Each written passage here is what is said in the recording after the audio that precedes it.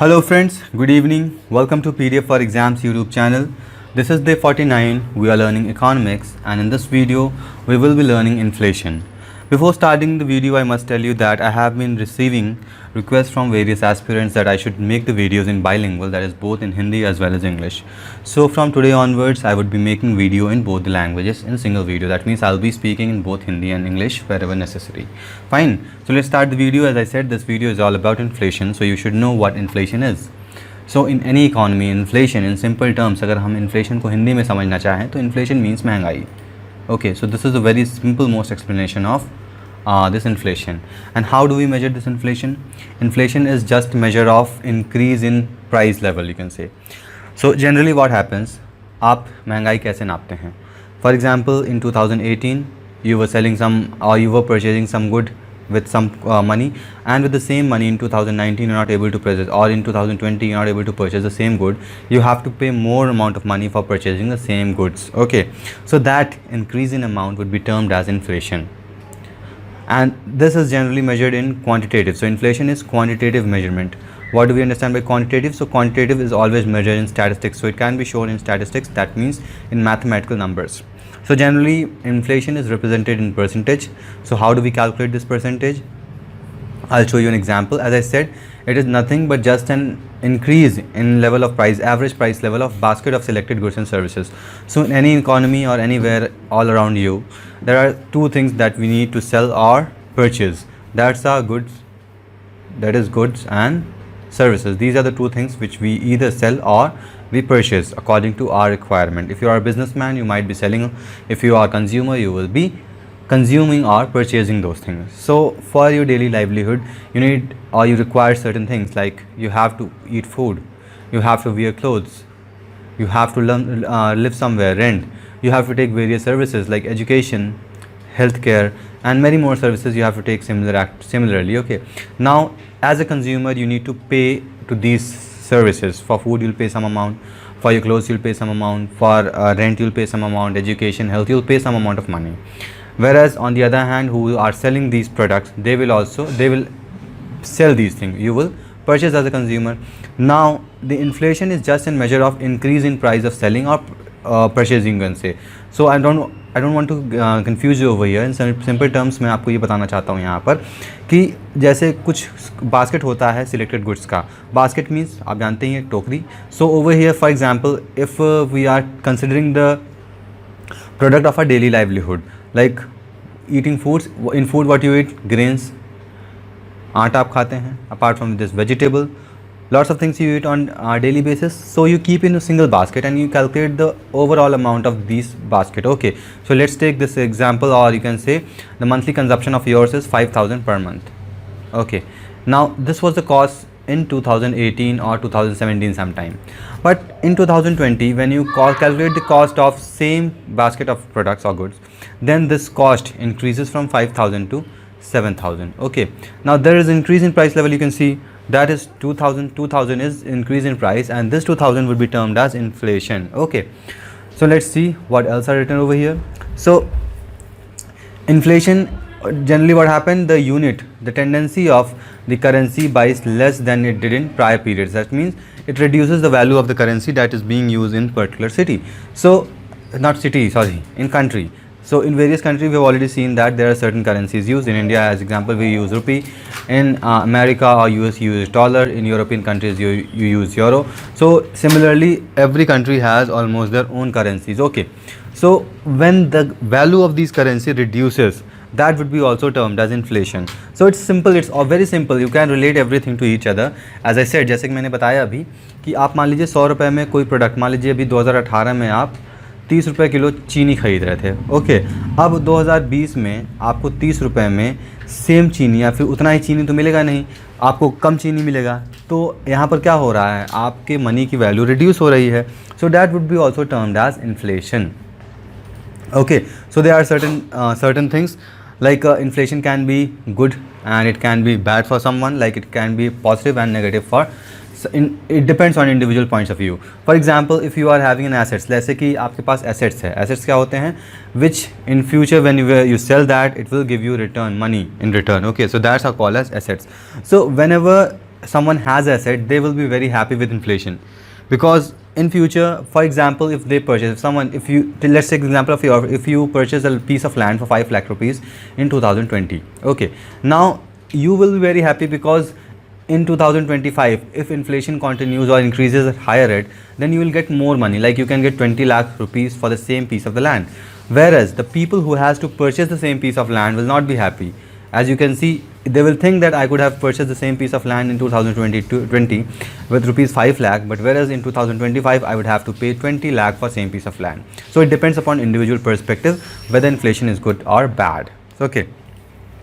So this is all about inflation, so we don't need to understand much about this in this.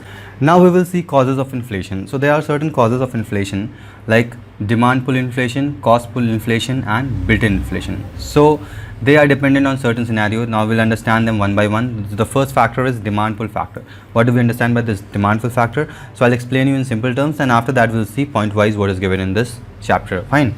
So demand pull means nothing, just in simple terms, whenever the demand of any product increases but the supply is limited. So as we have seen in economy, in previous videos also we have seen that demand is equal to supply. This is called as equilibrium. So economy always try to maintain this equilibrium, but whenever this equilibrium is disturbed, there is either inflation or inflation. So in this scenario, what we can see, demand pull, that means there is more amount of demand or more number of demand than the supply.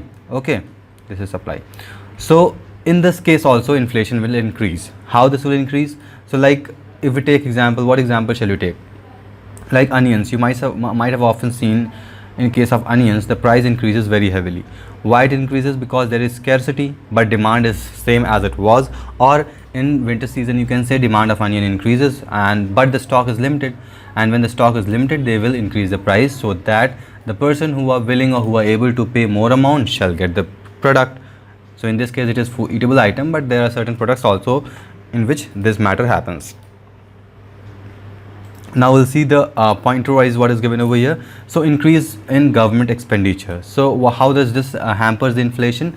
So whenever governments increase the whenever government increases its expenditure, government increasing its expenditure means, in previous videos we have seen, whenever government wants to, in monetary policy we've already seen, when government infuses money in economy, there are two ways. It will just reduce the interest rate. So whenever it will reduce the interest rate, people will tend to take more and more loan. For example, in 2018, for taking certain amount of loan, you had to pay 13% of interest. But in 2020, if government want to infuse money for some reasons, and they are charging only 7% of interest, now who would not purchase or take loans? Because the people know that I have to pay less amount of interest whenever I'm taking loan, as the interest price has been reduced. So in this way, government infuses money in the market, and in that way people have more money, but the goods will be still the same. As we know, we are humans, our needs will never end, but the resources are limited. Okay, there are certain fixed amount of resources which are limited, but we humans want to increase our lifestyle day by day, and in order to increasing our lifestyle, we are exploiting the resources, our natural resources. But since resources are minimum, or you can say but resources are limited, and for limited resources the demand is more. And why demand is more? Because people are having more money. So in that case also the price of these resources will increase. Next is rising population. So in this case, how inflation will increase, or how inflation will impact. So increasing population, it is also acting very important factor or pushing factor, as it will increase the demand. So if you take example of any small family, let's take there is a nuclear family, only parents are living at beginning, like a newly wed couple we can say. Okay, now when there were only 2 person in a house, they are staying away from their native place, so their expenses were less as compared to now. But later on what happened, when they had kids after 2 to 3 years or 1 year, depends upon them, after having kids, what will happen? They will have to spend more money on the kid also. So in this way the demand will increase, demand of the family has increased, and since demand of the family has increased, now we have taken just one example. So if we take hundreds of examples, now what does kids need? So in simple terms, the kid will need pampers. So these days pampers are coming. So for let's take 100 families or 100 kids are born at a time in a city. So in that city what happened, there would be scarcity of pamper, or you can say there would be limited number of pampers. So pampers is a company, I guess. So you can it's a pad kind of things. You know very well, I not need to explain this in detail. So यहाँ पर क्या होता है, जैसे कि इनका amount या quantity जब कम हो जाता है तो लोगों को तो ख़रीदना ही है. अब जिनके पास ज़्यादा पैसा होगा वो ख़रीद पाएंगे, तो इससे क्या होगा, उस प्रोडक्ट का प्राइस जो है वो बढ़ेगा. सो ये क्या हुआ, महंगाई हुआ. So this is also termed as inflation. Next is black money. No, black money is also major cause of inflation, since जो भी ब्लैक मनी होता है, black money, what is black money, we have already discuss in last video. जिस पैसे का हिसाब किताब नहीं रखा जाता है, because whenever whatever transactions you do through your account, if it exceeds certain amount you have to pay taxes to government. But in case of black money, transactions are hidden, transaction दिखाए ही नहीं जाते हैं, then government don't know, या फिर government को पता ही नहीं चलता है कि कितना ट्रांजेक्शन है, कितना पैसा किसके पास है. In that case that would be called as black money. And if you are having more amount of money, obviously demand will increase, and demand will increase and people will take more and more goods and services, or they will increase their eating habits. So in that way also demand is increasing, and once demand is increasing, expenditure, or you can say inflation, will increase. Changing consumption pattern or frequently as income rises. So these all are terms as demand pull factors. Next is cost push factor. Now this is also a very basic or very genuine reason behind inflation. As we know, we have to, someone is producing goods or services, goods are produced although and services are given to someone. So in case any goods is produced or goods are produced in that factory, they need certain amount of raw material, labors are required, and apart from this raw material, labor, packaging, transportation, lots of things are required. So whenever, as according to time, people will demand more money. As we see inflation, there is some amount of inflation that regularly happens. Okay, we'll discuss later on what is that percentage of inflation that has to take place in market economy and what is the reason behind that. But since there is inflation, continuous inflation in economy, that's why the workers who are working in a factory would obviously ask to increase the salary yearly, per year you can say. So in that case also the input cost, or you can say the cost price of the product will increase, and if the cost price of product is increasing, ultimately it will increase the selling price, and when selling price will increase, people will have to pay more money. So this is the reason behind cost pull factor. Okay, so over here reasons might be the increase in indirect taxes, increase in administrative prices such as minimum support price, infrastructure bottlenecks like lack of proper road, electricity, water is these also increase the per unit cost of production. Like if you don't have proper roads, so and you have to transport your goods to 200 kilometers for example, so transporting goods to 200 kilometers with not proper roads, it will consume more oil. Since the roads are not proper, in that case also it will increase the price of the product. Fine. Moving further, we have got types of inflation. So type of inflation are classified on several parameters. So the very first parameters on the basis of causes. So causes, the classification of inflation on the basis of how the inflation occurs. So first is currency inflation. Currency means increase in the value or printing of the currency notes. So whenever there will be increase in currency of note, it will be circulated in market, and whenever it will be circulated in market, people will have more money, and once people will have more money, they will tend to purchase more and more goods. That will it will increase the scarcity of any product, and if something is scarce, you have to pay more amount for that money. Okay, so it's not always the case, as if you want to understand, like in our natural resources, especially in our natural resources, the things which are rare are in less number or less amount, though they are very highly rated, you can say.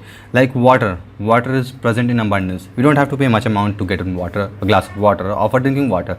But diamond, the most precious metal or element, you can say, on the earth, you have to pay huge amount of money, since this is found in scarce, or very less amount of diamonds are found on the earth's surface. Next is credit inflation. So it is similar, as I told you, whenever government infuses money in the market, people will again, so by reducing the rate of the interest, people will have more money to spend, and in that case also inflation will increase.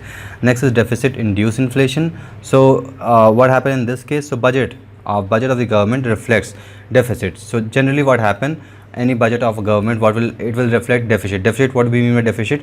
And when expenditure exceeds the revenue. What do we understand by this? So government takes tax from common people and collect money in its funds, and it has to spend the money for public welfare.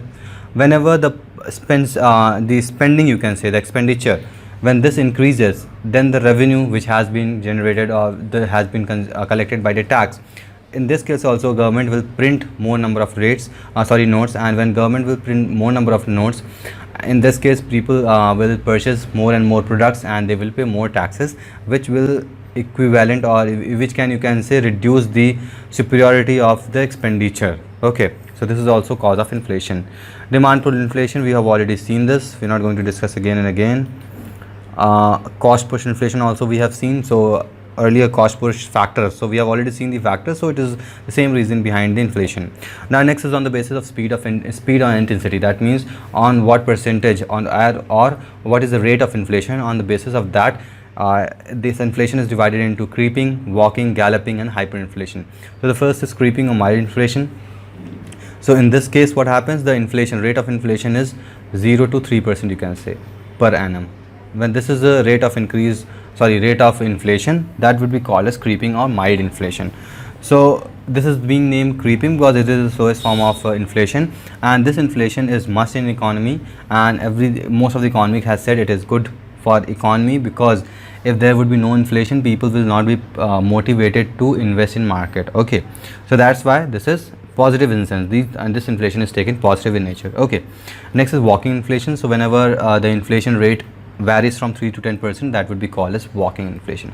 So these are very bad in nature, that means this is not very good inflation you can say, and this hampers the society very drastically. Next is galloping and hyperinflation. So galloping means when the inflation varies from 10 to 50%, or you can say 2-digit inflation. The percentage in 2-digit 10 to 50 or 2-digit inflation increase would be called as galloping or hyperinflation. So this generally doesn't happen, but sometime it happens, of course. Next is hyperinflation. So hyperinflation is example whenever some kind of war is there or some economic crisis is there. So in these cases, government tends to infuse lots of money to the market or to the public, which tends to cause this hyperinflation. In this case, the rate of inflation increases 50% per month you can say. So it is very drastic in nature, and there are certain examples of this hyperinflation like Germany in 1920, Zimbabwe in 2000, and recent example Venezuela. You might have heard, it has been in news, in lots of news, that is Venezuela. Okay, so that is termed as hyperinflation. Next is stagflation. So this is a very unnatural condition. It generally doesn't happen. Why? Because over here we can see economy experiences stagnant economic growth, high unemployment and high inflation. So all these three together, whenever economy experience such things, at that type of inflation would be called as stagflation. Okay, next is core inflation. So this is called core inflation because it consumes, or you can say it measures all the goods and services except foods and energy due to high price fluctuation. Because this food and energy, what do we count in food and energy? So like the things which you eat on daily basis, and the energy like petroleum, coal and natural gas, these are the energy resources. So these are not included. Apart from these, whatever is there inflation in all the goods and services would be counted under core inflation. Next is headline inflation. So headline inflation, it calculates everything including this food and energy also, and whenever the increase in this percentage, increase in price of these value are changed, that would be called as headline inflation. Okay. Now, next concept over here is how inflation is measured.